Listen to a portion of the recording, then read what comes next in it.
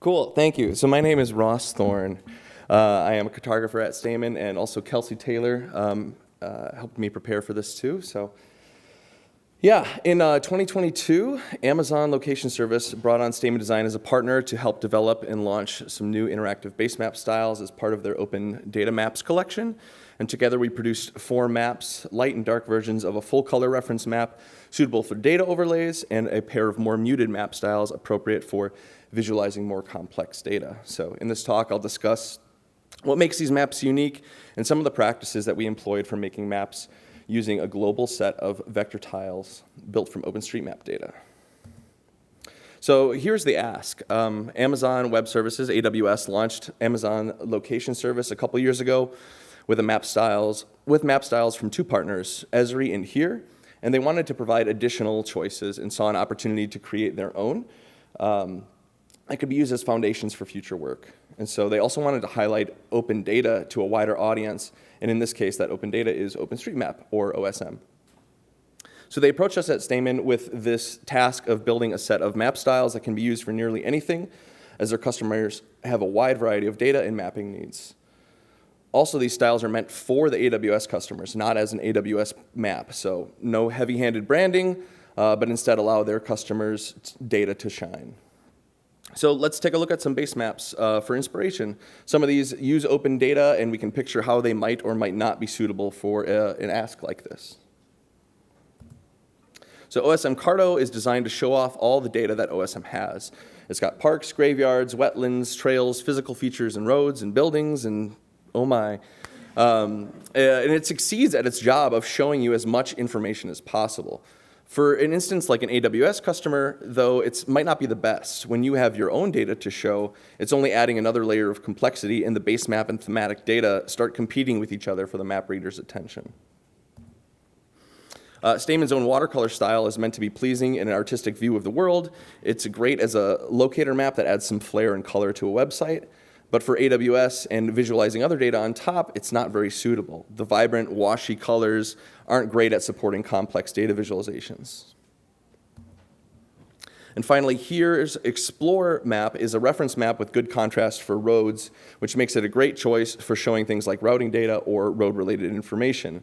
And this one is actually offered by AWS as part of their visualization suite, and it was a guidepost for our design. So our intent was to add the maps our intent was to add to the maps like this that are already offered, asking where should we deviate from a style like this and why.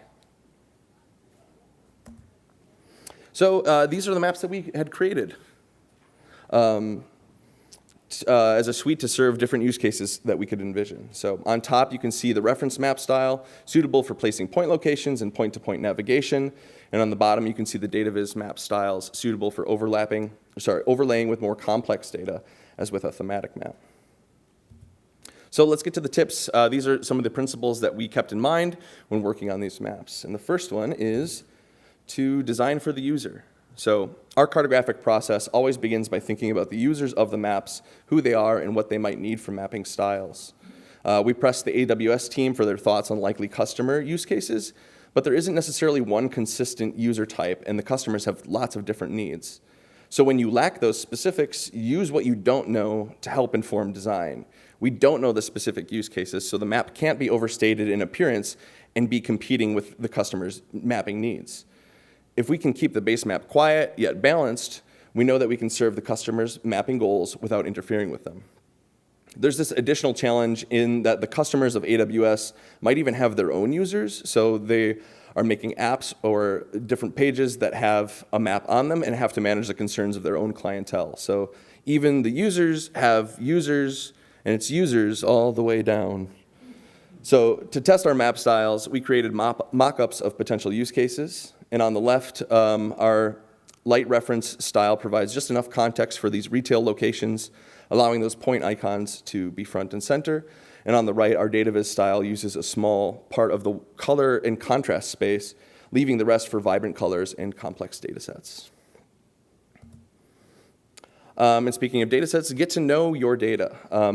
At Stamen, we like to get into data. If you saw my colleague Kelsey's talk on Wednesday, it's a wonderful example of how we work with our clients' data to help them tell stories and visualize concepts. And while there's no real concrete story to tell here, we want to provide the essentials and build from that to support the customers in telling their own stories. So OpenStreetMap is the foundation of these maps, and it has an incredible amount of data that we can leverage. But cartography is just as much about the data you don't map as it is the data you do map. To know what you should include, you got to get into it, and it's actually fun to do so. Open data is a blast to explore, but it is not without challenges, and I sort of compare it to a haunted elevator ride.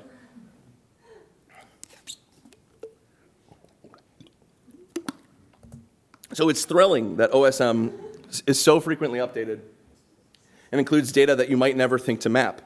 But now you've got the power to map it because you know it's there. But there's some quirks and inconsistencies sometimes, and it's open data after all. Some of these lead to some breaking changes and prevent you from accomplishing your map goals. But when you get to know the data, you can spot those inconsistencies and incorrect parts, and that should be changed, and you've got the power to amend that source data.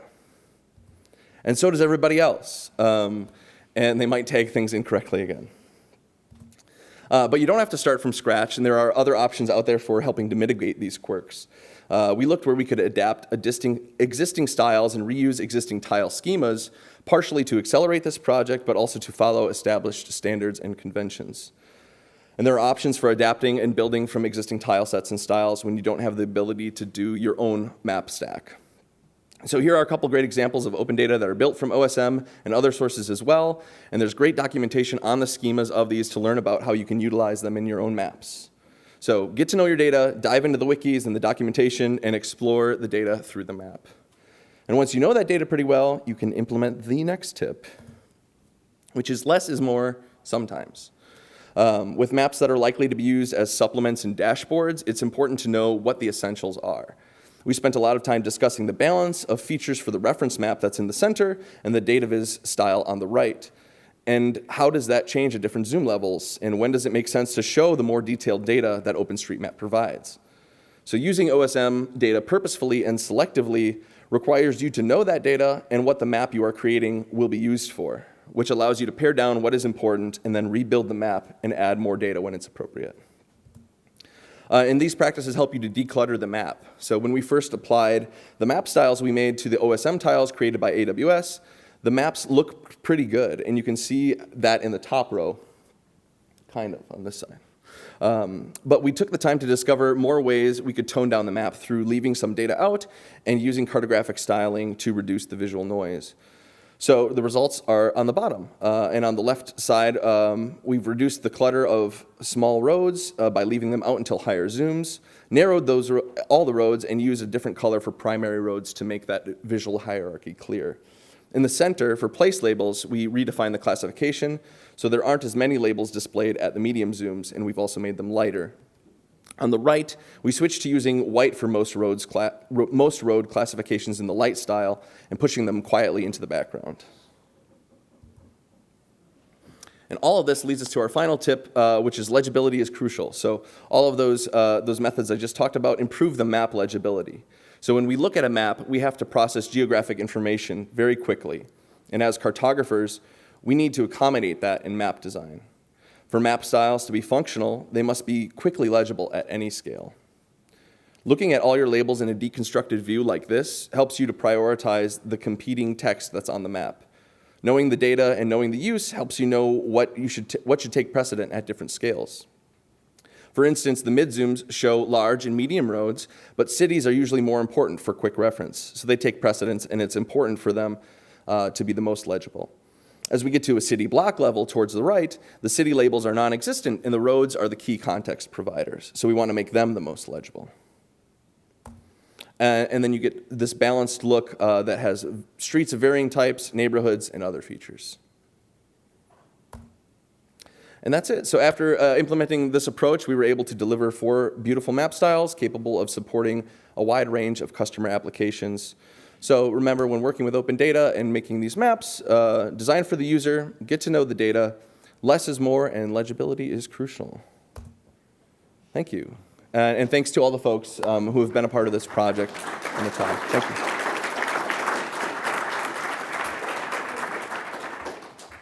We have so much time for questions despite technical difficulties. Maybe. There we go. You emphasized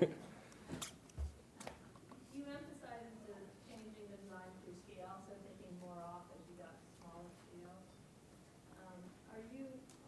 How are you handling that with the projection? Are you in Mercator, such that when you get north, the same casting level is a much bigger scale? Yep. Are you redesigning for different latitudes? We're not. Right now, the map stack we're using is mostly prioritizing Web Mercator. So yeah, it's. You know what I mean?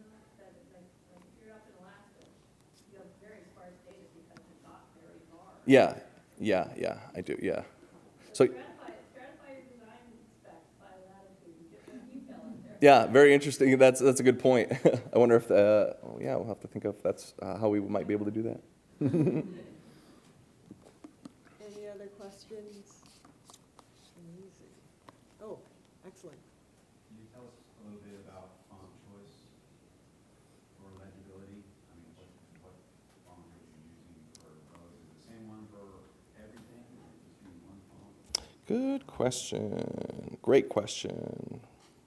Really good question. Kelsey actually is in the audience here, might be able to answer to that.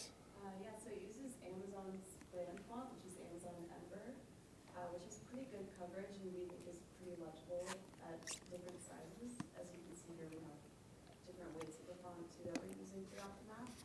We also have it falls back to, actually, I'm not sure, Incher maybe, or Arial Unicode is probably the fallback for coverage in other languages. So Ember is primarily what we're using. So if you see anything Amazon, that's what they use, across the whole brand.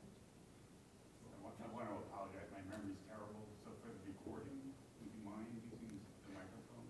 Yeah. So the question was, what fonts are we using for legible, to help legibility in the map?